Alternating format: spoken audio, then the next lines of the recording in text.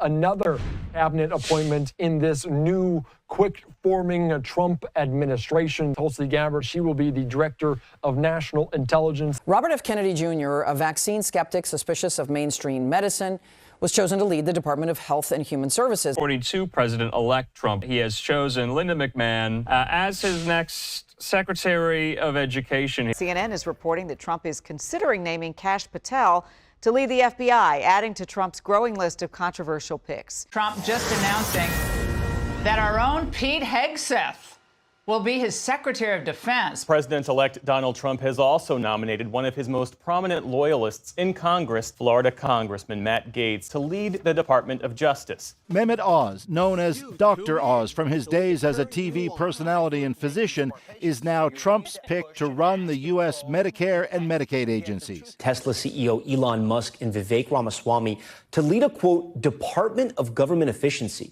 Now, the president has put forward a number of excellent nominees. It's not surprising that some of them are controversial. After all, if they weren't controversial, well, it would mean that the globalist insiders in Washington like them.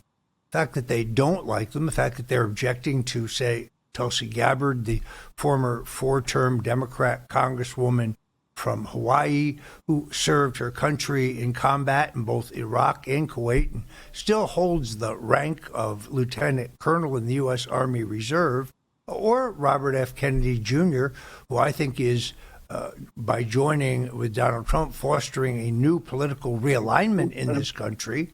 They're going out of their minds in Washington. There's a lot of discussion about the Senate seeking to block these nominees. Unfortunately, the Republicans cannot be counted on in every case. See, in the Republican caucus, I've learned the difference between a caucus and a cactus. In a cactus, well, all the pricks are on the outside. Explain to us, if you will, the recess appointment question, because not everybody understands how the president could get his nominees at least on the job for several hundred days through the recess process as it's constituted under the law.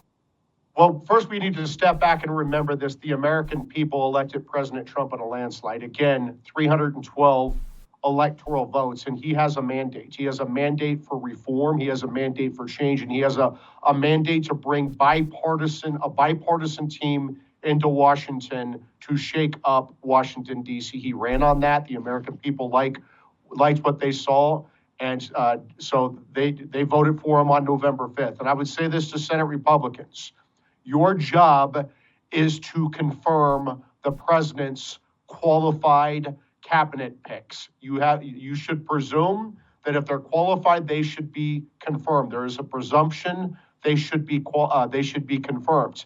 If they are disqualified through misconduct, it is the accuser's job to prove that with very clear and convincing evidence. And if there's not clear and convincing evidence, you should vote to confirm President Trump's cabinet picks. He is entitled to have his own cabinet. Yes, you have a constitutional duty, but you cannot let policy disagreements or personal differences with President Trump's cabinet nominees stop you from giving the duly elected President of the United States the team that he wants. And if you obstruct this, like the Senate obstructed Trump's picks during the first term, I was there. It took 2 years to confirm many of these executive branch employees.